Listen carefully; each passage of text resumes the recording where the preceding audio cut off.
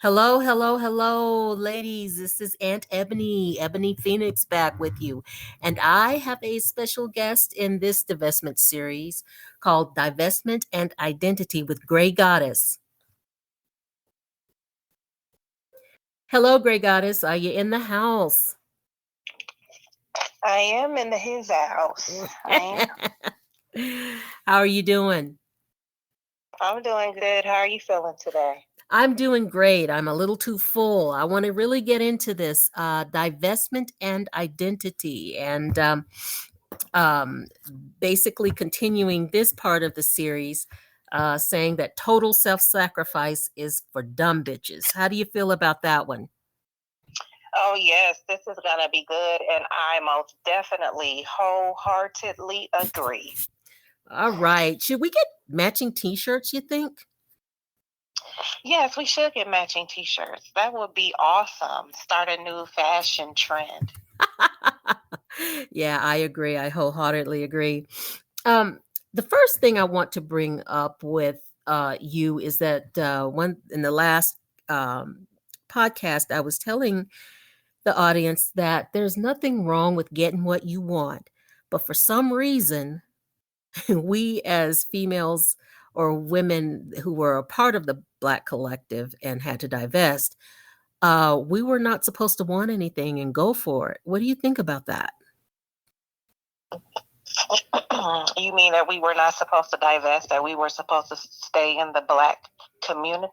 Is that what you mean? And the Black collective, honey. And we were going to be the maid and caretaker and sweeper upper and ATM machine and cook and chef and short order cook and teacher and spiritual guide for everybody else but ourselves. Yes, ma'am, that. Yes, that is normal form of conditioning. I will agree with that most Black women and girls are subjected to. Yes, I would agree with that. I never understood, why treat somebody else better than you treat yourself? Or why treat someone better than they would even treat you ever? Well, first I think that we don't recognize it as that is what we're actually doing, because it gets polished up and packaged to us in different forms, to where you might not necessarily view it that way, that's what you're actually doing. Tell us about some of these packaging. Some of this packaging. I understand, the media and church are two big ones. Yes, that's true. I'll say the first thing that I can think off the top of my head is the be the bigger person trope that people get beat over the head with. Not responding, or not wanting to, I guess, not wanting to give somebody backlash for the way that they treat you, or somebody might have mistreated you, not having a response. So you can seem like the bigger person, or you don't want to seem like you're being a tit for tat person. When realistically, when someone does something to you and they violate you or disrespect you or mistreat you, you do need to have a response. You don't need to let them get away with mistreating you, because if you do, then that ensures that they will continue to violate you, disrespect you, and disregard your boundaries, and your integrity. So I would say starting with that, the being a bigger person trope can always get you viewed as an easy target or a doormat or a sucker that's easy to be licked. Well, another way they do this is in the Christianity tropes, turn the other cheek. Don't turn evil for evil. Don't return evil for Yeah. evil. And those things I understand, but we're in a community that basically takes advantage of any kind of perceived weakness. And because it's like dog eat dog. Now, it doesn't have to be dog eat dog, but that's what it has devolved into. After slavery, dog eat dog. And, yes, we all know that we live in a racist society. That's always going to be. But we are not positioned well in a racist society. And so, I think they like to hand out these badges of honor, especially in church circles or Christian circles, badges of honor, marriage, the virtuous woman, the Psalms 30 woman, the good girl, the caretaker, the virtuous married woman. All of those women get their asses kicked, they're financially used, cheated on, assaulted, and they get killed. I mean, please speak to those badges of honor. Well, yeah, that badge of honor as being wanting to be looked at as the good girl or the good woman, or like we previously said, the person that's being the bigger person by not basically not getting somebody back once they hurt you or disrespect you. That's just to me just being silly, because you have to show people how to treat you. That's just like if you have a baby and the baby can understand, and then the baby touches the hot stove after they can understand, and you told them and showed them, no, this is hot, this can harm you, don't touch it, and they still touch it anyway. What are you going to do once they touch it? How are you going to remind them that they don't need to do that? They have the experience, but then you still need to go in and reiterate with your response that they don't need to do that. So what do? Do you just talk to them in a soft voice and say, oh, no, don't do that again? Or do you talk to them in a stern voice and maybe tap their little hand so that they can associate that and understand, hey, mom was right. I don't need to touch this, because if I do, this is what can happen. Every action has a reaction, and every action should receive a reaction. And I think that's just what young ladies need to understand and accept, and accept and understand that it's okay to have a reaction and to check people when they don't respect you or your boundaries. Amen. Amen.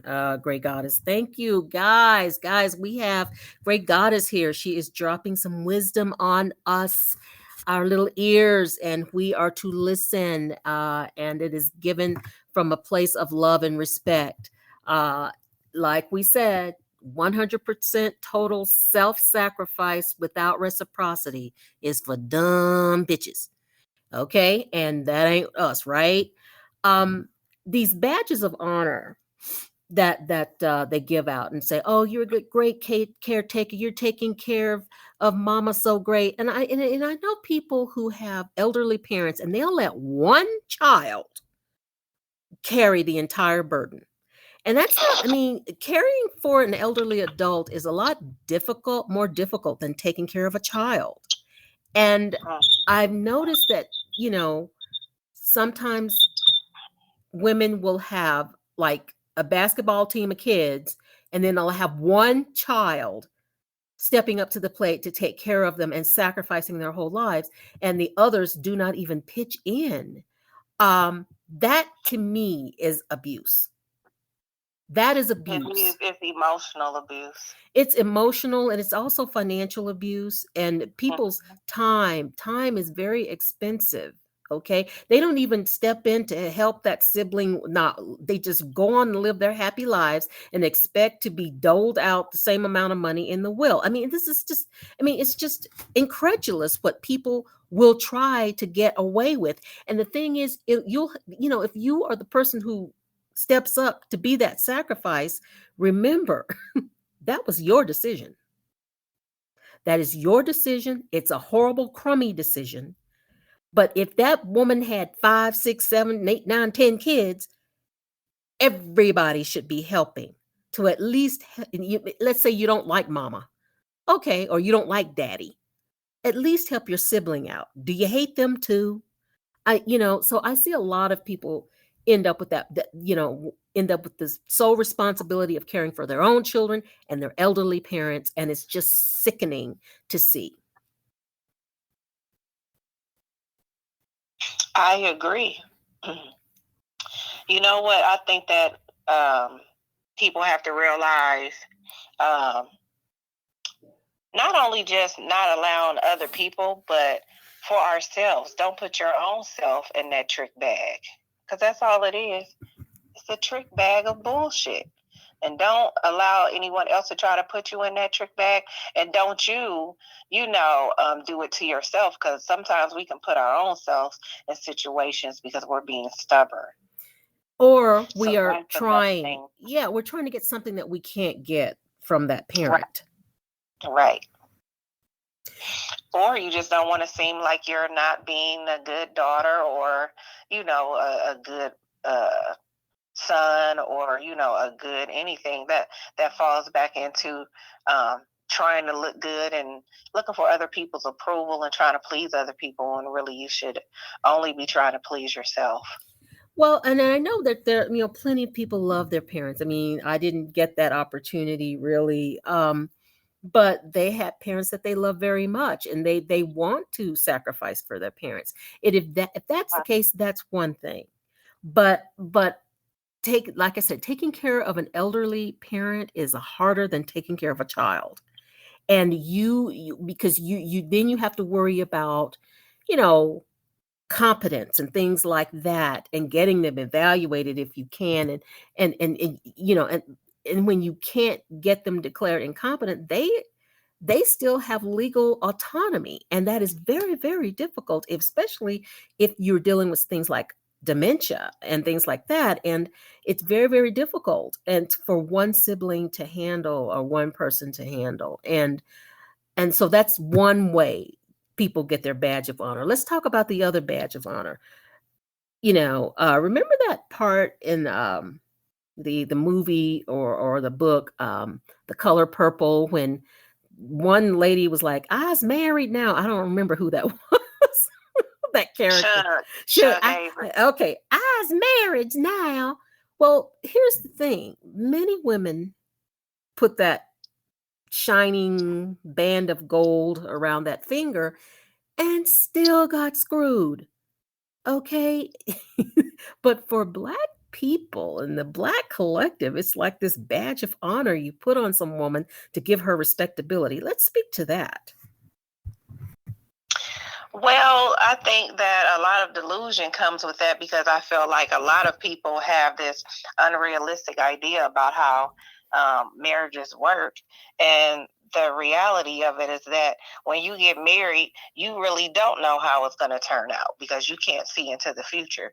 You can have your ideas about what you want to happen and how you want it to go and how you think it's going to go, but all of that doesn't matter. What matters is what actually really happens, not about what you want to happen and not about what you think is going to happen.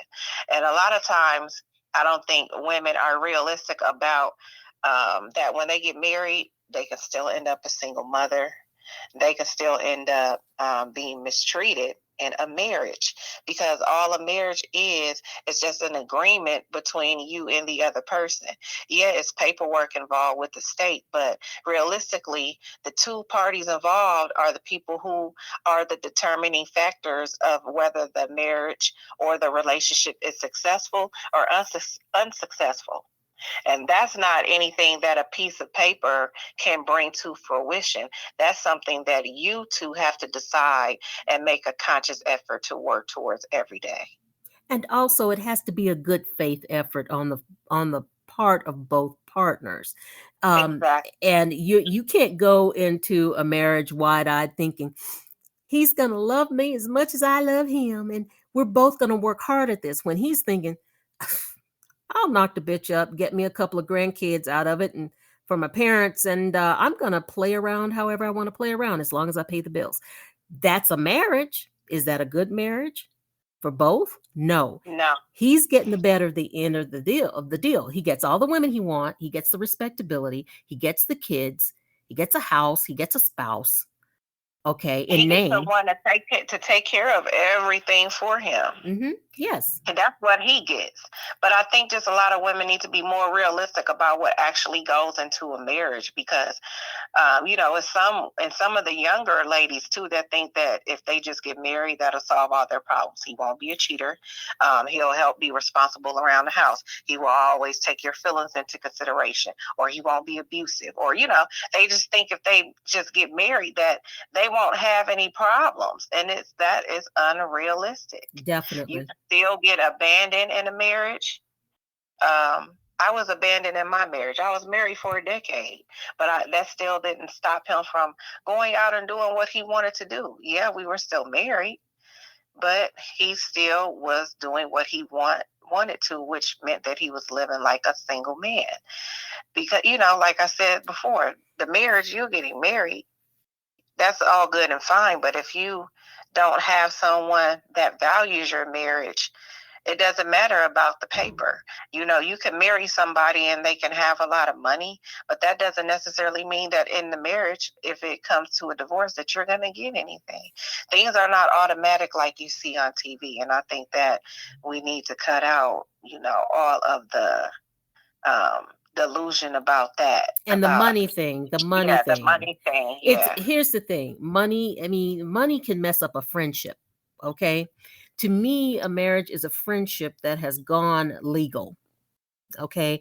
And that's a good way to put it. Yes, that's how I see it. It's a friendship that has gone legal. Now, if you came into the marriage or the friendship with bad faith, and he came into the marriage and the friendship with bad faith, that's a problem. And a lot of times two people get married for whacked out reasons, whatever the reasons are. Now, you have to, in a marriage or in any type of relationship, friendship or whatever, you have to respect the person you're in a marriage with. You have to respect the relationship and the friendship.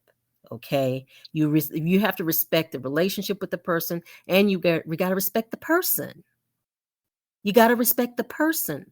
And I see a lot of men, especially in the Black collective, don't respect either. They don't respect the institution. They don't respect the woman or the man. They don't respect the whole relationship either. And if you're going to act like that, don't bother. Don't make babies with them either. Just don't. I will agree with that. And I noticed that a lot of women get in friendships with other women and they fuck up the boundaries. They want to enmesh boundaries. They want to sleep with her man. They want to, they want to use her. I had a friend actually ask me for rent money several times. And it's like, well, and then she said to me once, why else would I even call you? What? Yes. I adored this woman. She just reminded me of just, I don't know, bubblegum. I mean, she was just something.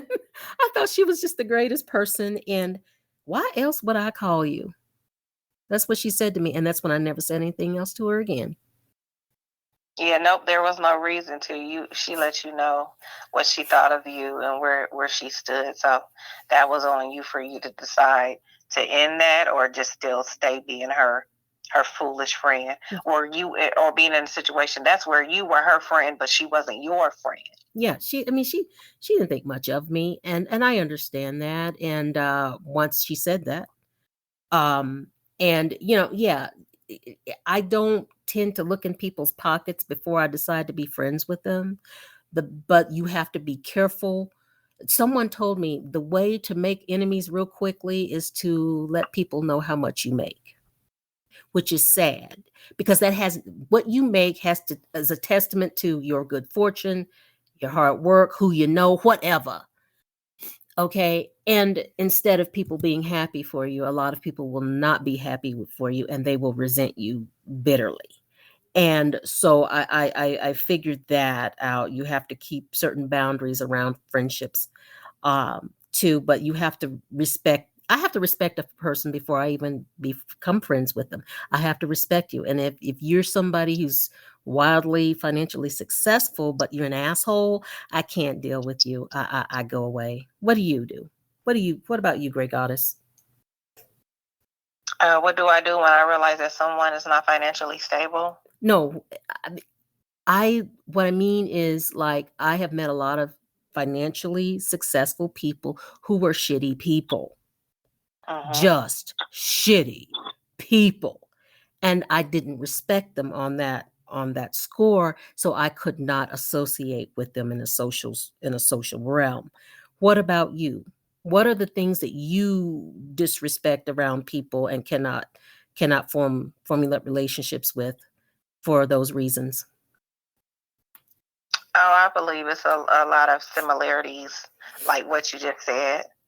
But I think it's easier for me because, I don't, it's not hard for me to detach from people. So I feel like that's kind of like a trick question for me. Oh, I didn't mean to have a trick question. It's just that, and Oh, no. yeah, I've met people who hardly had anything, but were good, salt of the earth people. Those are the people I respect. I mean, I don't care if you're driving around in your Maserati or your whatever in your Benz and you're an asshole. And I've met people who had an old car, um, nice clean home, good values. Those are the people I respect. So,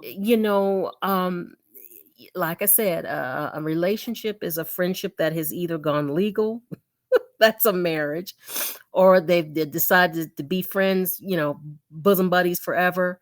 That's still a relationship. And you have to respect the person and the boundaries of the relationship. And some people have very unrealistic boundaries in a relationship. I've seen people who are like, if you gain 50 pounds, we're over, that kind of stuff. If you're really silly, shallow things like that.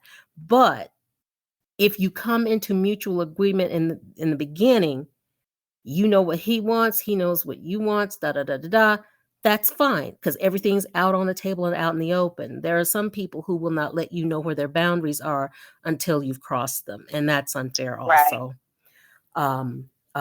That's unfair. What about this identity and divestment? I truly feel that you cannot be truly divestment and truly a caretaker of yourself if you do not divest and make your own identity. If your identity is wrapped up in the Black collective and wrapped up in other people and what they think of you and tradition, you will never really truly successfully and happily divest. What do you think? Oh, I agree with that too. How so? I agree with that because I agree with that because you have to start at point A before you get to D. You can't just, start at D and you skip A, B, and C. Everything goes in an order. And in order for you to be successful, you have to disconnect, work on yourself, get okay with being alone, and then learn how to rebuild and create new relationships that can be beneficial to you, and learning how to leave behind the ones that didn't. And leaving behind the baggage. Yes. The baggage. That's the thing. That when you divest, it's about divesting from the baggage and the expectations and the being badge of honor, good girl, caretaker, virtuous, married, church lady stuff. You got to be yourself first to truly divest and be successful at it. Right, because being a good girl will not get you anywhere. It doesn't get you anywhere. It definitely doesn't get you what you need and a lot of what you want sometimes, because being a good girl means a whole bunch of different things to different people, and you can offend people just by walking in the room and looking the wrong way. They may not like your dress, they may not like your shoes, or you're wearing your shoes and they're too expensive looking, or whatever, or you've got too much jewelry on, they don't like that. You're gonna offend somebody with your individuality. And I say, go ahead, just be an individual. And because they're not, they're not in the long run, when you are no longer on this earth and you're taking your last breaths and you're leaving this worldly plane, you're leaving your body. Is that what you're going to worry about? Who thought what? I think not. Well, thank you, Great Goddess, for joining us for this little session. I am so happy that you were able to be with us, and I look for many more podcasts with you. You are a lot of fun. You are very welcome, and you are a lot of fun, and I enjoy hearing you talk and hearing your viewpoints. Well, that is all we have for today, ladies, and we will see you later. Bye-bye. Bye-bye.